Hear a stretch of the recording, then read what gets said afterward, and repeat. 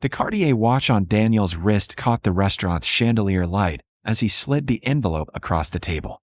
7:43 p.m. Lou Bernardine. Our 7th anniversary. What's this?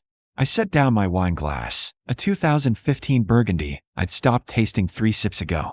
Your resignation letter. I already drafted it. His smile was indulgent, the one he used when explaining things to interns. You just need to sign. I opened the envelope. Dear Board of Directors, I hereby resign my position effective immediately. Daniel. Hear me out, Maya. He leaned forward, diamond cufflinks glinting. I made partner. The youngest in Whitmore and Associates history. We're celebrating my achievement tonight, but all anyone asks about is your little tech thing. My little tech thing. 7 years of 18-hour days. A platform that revolutionized cloud security. 300 employees who'd become family. At the Goldman event last week, 5 people asked about your company before congratulating me. It's embarrassing, Maya. My wife working like she needs the money. I do work. It's my company. Exactly. He refilled his glass. It's time to move on. We're trying for a family. You said so yourself. How can you be a proper mother running some startup? Some startup. We'd closed our Series C at a $2.3 billion valuation. But Daniel never asked about numbers. Never visited the office. Never learned what we actually built. Sign it tonight. I want this settled before the partners' gala Friday. I need a wife who can focus on supporting my career, not competing with it. The waiter appeared with our entrees. Halibut for me, steak for Daniel. $200 a plate. Daniel insisted on Lou Bernardine for important conversations. Said the price tag made decisions feel official. I looked at the letter. At my husband's expectant face. At the life he was designing without asking if I wanted to live in it. But let me take you back. 6 months earlier. That's when I realized Daniel never saw me at all. 6 months earlier the acquisition offer came on a Tuesday. 3:17 p.m. I was in our 3rd floor conference room, reviewing Q4 projections with my CFO, Sarah, when my phone buzzed. David Chun, Atlas Technologies. Are you sitting down? Atlas. The biggest player in enterprise security. They've been circling for 18 months, ever since we've launched our quantum encryption protocol. I stepped into my office, floor-to-ceiling windows overlooking Austin's downtown skyline, mid-century modern furniture I'd chosen myself, walls covered in whiteboards filled with code and strategy. David. Maya. I'm not going to dance around this. Atlas wants to acquire CipherCore. Full acquisition. We're prepared to offer $800 million. All cash. The city spun below me. $800 million. For the company I'd started in my garage 7 years ago. For the platform I'd built while Daniel climbed his corporate ladder, barely noticing my late nights and early mornings. I sat down. That's a serious number. Your tech is 3 years ahead of anything else on the market. Your team is brilliant. Your client retention is 97%. He paused. Maya, this is a legacy-making exit. Take the meeting. I took the meeting. Then another. Then 10 more. Daniel never asked why I was traveling to San Francisco twice a month. He was busy with his own cases, his own networking events, his own climb toward partner. Working late again, he'd say, barely looking up from his laptop when I came home at midnight. Big client presentation, I'd answer. It wasn't entirely a lie. The truth was, I was negotiating the sale of a company worth $750 million. The truth was, I'd built something extraordinary while Daniel treated it like a hobby that embarrassed him at cocktail parties. 3 months into negotiations, we attended a charity gala. Daniel's firm had bought a table, $20,000, tax deductible, good for networking. I wore a dress from Nordstrom Rack. A simple black sheath, elegant but understated. I'd never cared much about fashion. Spent my money on my team, on technology, on growth. Daniel's colleague, Brandon, brought his wife, Melissa. She was draped in Valentino, dripping with diamonds. Maya, darling. Melissa air-kissed my cheeks. Still working on that little company of yours. CipherCore. Yes. How sweet. Daniel must be so patient, letting you play entrepreneur. She sipped champagne. Brandon would never allow it. He says a man can't focus on success when his wife is distracted. Daniel laughed. Actually laughed. It keeps her busy. Better than shopping, right? Something crystallized in that moment. The way he spoke about me like I wasn't there. The casual dismissal of years of work. The assumption that my value existed only in relation to his comfort. I excused myself. Found a quiet corridor outside the ballroom. Called Sarah. How close are we to signing? Legal's reviewing final terms. Maybe 6 weeks. She paused. Maya, are you okay? I'm ready to be done. With negotiations. With this life. With being small. You've never been small. Some people just need glasses to see properly. When I returned to the table, Daniel was holding court, telling war stories from the courtroom. His audience hum on every word. I sat in my Nordstrom rack dress and smiled. Let him have his moment. Let him think this was his world, and I was just a minor character in it. 6 weeks later, the contracts were signed. $800 million. Minus taxes and investor returns. My personal take was $320 million. I told no one. Not Daniel. Not my parents. Not even my closest friends. I wanted to see how long it would take for him to ask. To notice. To care about what I'd accomplished. He never did. Which brings us back to tonight. To Lou Bernardine. To the resignation letter on the table between us. Sign it, Maya. Daniel's voice held an edge. Don't make this difficult. I picked up the pen. My hand steady. My mind clear. Just one question first. What question? Daniel cut into his steak. Blood pooled on the bone china. Why now? CipherCore's been around for 7 years. Why does it suddenly bother you? He set down his knife with deliberate care. Because I'm partner now. My position requires a certain presentation. And you, showing up to firm events in discount dresses, talking about coding and startups, it reflects poorly. On you. On us. He reached across the table for my hand. I let him take it. His palm was soft, manicured. Mine had a callus from holding pens during marathon strategy sessions. Maya, I love you. But you're stuck in this phase. It's time to grow up. Support me like a real wife should. Like a real wife. The words landed like stones. What about what I've built? The team that depends on me? The clients who clients? He laughed. Honey, you have some small businesses using your software. That's nice. But I'm representing Fortune 500 companies now. Do you see the difference in scale? I pulled my hand back, lifted my wine glass. The burgundy finally had flavor, sharp and acidic. Tell me what CipherCore does. What? My company. Tell me what we do. You've had 7 years. Surely you know the basics. Daniel's jaw tightened. Some kind of security software. Cloud-based something. Close. We provide quantum-resistant encryption for enterprise cloud infrastructure. We protect data for 73 of the Fortune 500. I smiled. Including 3 of your firm's biggest clients. His fork paused halfway to his mouth. We also developed the security protocol that 22 governments use for classified communications. Last year, we prevented $4 billion in potential cyber attacks. I took another sip. But you're right. Small business stuff. Very minor. Why are you being difficult about this? He set down his fork. I'm asking you to do one simple thing. Support my career. Be the wife I need you to be. What if I said no? The restaurant's ambient noise, clinking silverware, soft laughter, murmured conversations, seemed to fade. Daniel stared at me like I'd spoken a foreign language. Excuse me. What if I don't sign? What if I keep working? His face hardened. The charm evaporated, replaced by something colder. Then we have a problem.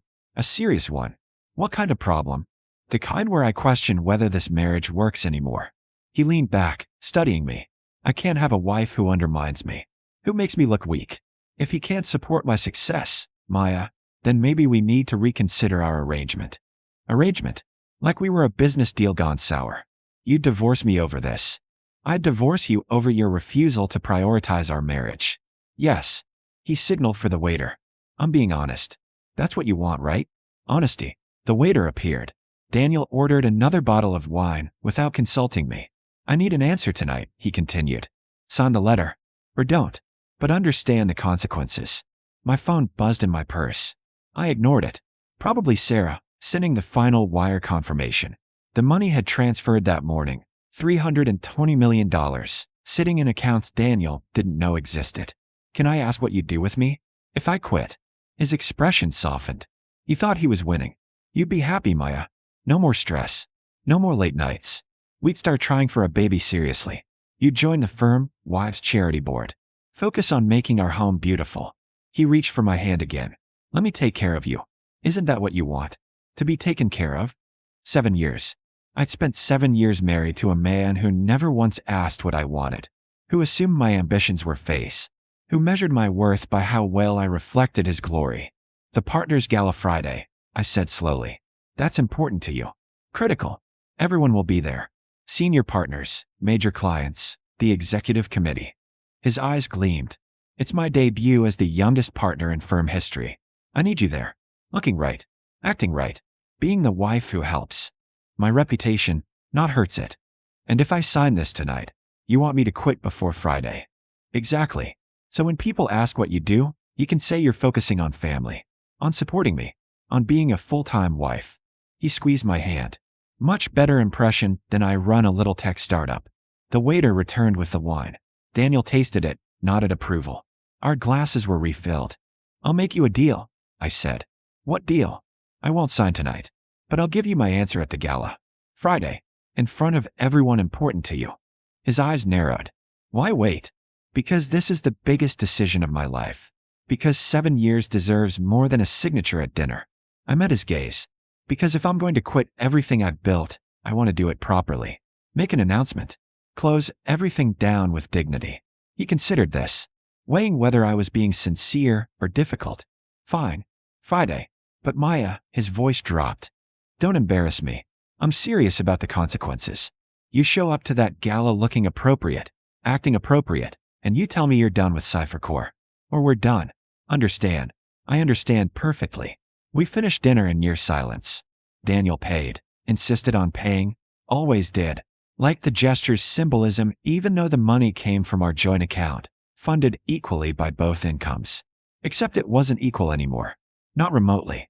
In the taxi home, Daniel scrolled through his phone, reading congratulatory messages about his partnership, planning his moment of triumph. I looked out at Manhattan's glittering skyline, at the city I'd conquered while he was too busy to notice. Friday would be interesting. The partners' gala occupied the entire ballroom of the St. Regis. Crystal chandeliers, ice sculptures, chamber orchestra playing Vivaldi, 400 guests in black tie and couture. I arrived at 7:02 p.m. wearing a dress I'd bought that afternoon. Ellie Saab, midnight blue, $32,000. The sales associate had nearly fainted when I paid cash. Daniel's face when he saw me was worth every penny. Maya, you look. He struggled for words. Different. You said to look appropriate. I adjusted the Harry Winston earrings, borrowed from Sarah, who'd squealed with delight at the plan. Is this appropriate enough? His colleagues descended immediately. Brandon, Melissa, the senior partners Daniel had been courting for years. Maya, darling. Melissa kissed the air near my cheeks. What a transformation. Did you finally go shopping somewhere decent? Something like that. Daniel's hand pressed into the small of my back. Warning or possession, I couldn't tell. Didn't matter. Gentlemen, may I introduce my wife, Maya? Daniel's voice carried forced pride. She's recently made some changes in her life. Indeed. Richard Whitmore, founding partner, 73 years old, legendary in corporate law, studied me with sharp eyes. Mrs. Caldwell, Daniel tells me you're leaving your tech position. Did he? I smiled. That's interesting. Daniel's fingers dug harder into my back. I'm transitioning, certainly, though perhaps not in the way Daniel described.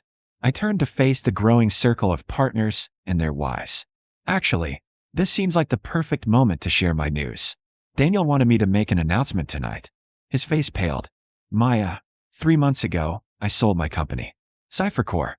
Perhaps you've heard of it. Silence rippled outward. Richard's eyebrows lifted. Brandon choked on his champagne. Cypher Core, Richard repeated slowly. The quantum encryption firm? That's the one. We were acquired by Atlas Technologies. The deal closed 6 weeks ago.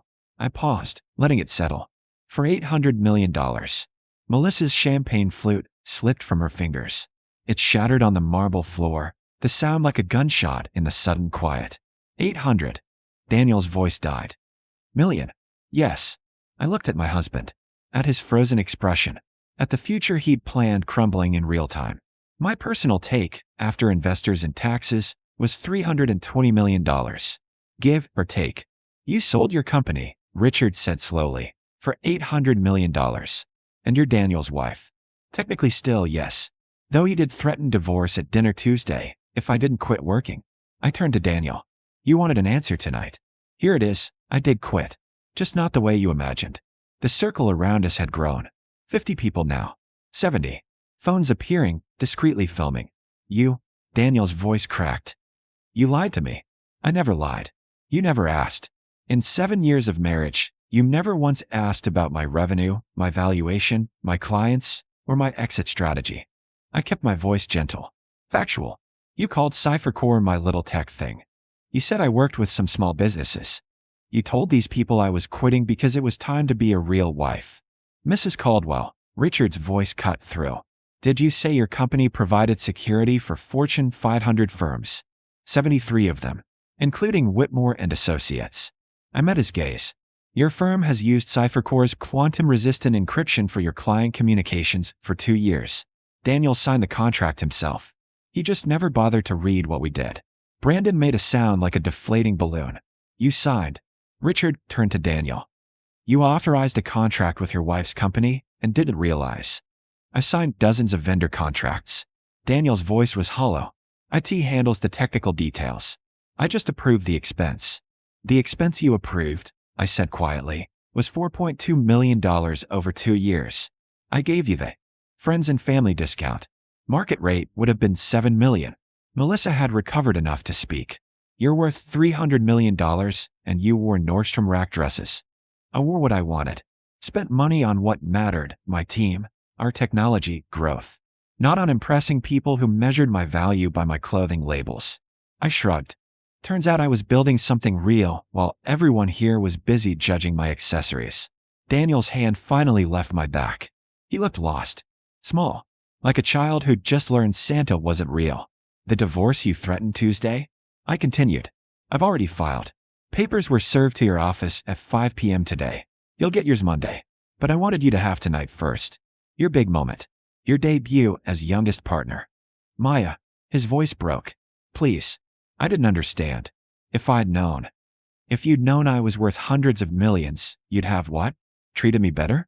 Respected my work? Valued my opinions? I shook my head. That's the problem, Daniel. You only care now because of the number. Not because of what I built. Not because of who I am. Richard cleared his throat. Mrs. Caldwell, might I have a word? Privately. We stepped away from a circle. Behind us, I heard the whispers explode. Heard Melissa's shrill voice. Did you know? Did anyone know? In a quiet corner, Richard studied me with new eyes. I owe you an apology. When Daniel spoke of his wife's little startup, I assumed wrong. Most people did. I let them. Easier to work when no one's watching. That dress you wore to our charity gala. You weren't poor. You just didn't care what we thought. Exactly. He smiled. It was genuine. You know, Whitmore and Associates represents several major tech firms. We could use someone with your expertise. On our board. As an advisor. Minority partner, perhaps. Is this before or after you fire Daniel for not knowing his own wife's worth? We won't fire him. But his partnership track just got significantly longer. Richard paused. Your company protected our most sensitive client communications for 2 years. You had access to everything. You could have leveraged that, blackmailed us, sold information. You didn't. I had ethics. Strange concept, I know. Not strange. Rare. He handed me his card. When the dust settles, call me. I'd like to discuss opportunities. Real ones. Not the charity board nonsense Daniel probably promised you. I pocketed the card. Across the ballroom, Daniel stood alone now. His colleagues had dispersed. Nobody wanted to be associated with a man who'd failed to notice his wife was worth more than most of them combined. I walked back to him. One last conversation. I loved you, I said quietly. Really loved you. I would have stayed married to you. Poor or rich, successful or struggling. All you had to do was see me. As a person. As a partner. As something more than a reflection of your ego. Maya, I'm sorry. I'll change. You'll have a good life, Daniel. The partnership. The career. The reputation. All the things you actually cared about. I touched his cheek. Gentle. Final. But you won't have me. And someday, when you're alone in your corner office, you'll realize what you lost wasn't the money. It was the woman who would have built an empire with you, if you'd just asked her to stay. I left him there. Walked out of the St. Regis into the Manhattan night. Sarah was waiting in a car outside. She handed me champagne. We toasted. How do you feel? She asked. Free. 6 months later, I sat in my new office. Whitmore and Associates had offered me a junior partnership, consulting for their tech clients, advising on digital strategy. Richard had been right. It was good work, meaningful work. But I'd also started something new. A venture fund, investing in female founders in tech. Women building companies while their partners called it cute. Women who needed someone to see their potential. Daniel called occasionally. Left voicemails. I've been in therapy. I understand now. Can we talk? I never called back. Dorothy, Daniel's mother, who I'd stayed close with, visited my office last week. Saw the walls covered in photos of the founders I've funded. 23 companies in 6 months. For already profitable. You're happy, she said. Not a question. I'm building something real. He's miserable, you know? The partners barely speak to him. He's become the firm's cautionary tale. Good, I said. Not cruel. Just honest. Maybe he'll learn something. She hugged me goodbye. Whispered. You were always too good for him. I'm glad you finally knew it too. That night, I had dinner with one of my founders. 26 years old. Brilliant engineer. Her boyfriend had just asked her to quit her startup. Said it was too stressful for their relationship. What should I do? She asked. I thought about Daniel. About 7 years of being invisible. About the moment I finally stopped making myself small. Build your company. Make it extraordinary. And if he can't handle your success, find someone who celebrates it. I smiled. You deserve a partner who sees your worth before there's a number attached to it. She nodded, her eyes bright. I paid for dinner, left a generous tip, always did, and walked home through the city I'd conquered. $320 million in the bank. A career I'd chosen, not settled for. And finally, the freedom to be exactly who I was always meant to be. Daniel got his moment. His partnership. His gala. I got something better. I got myself back.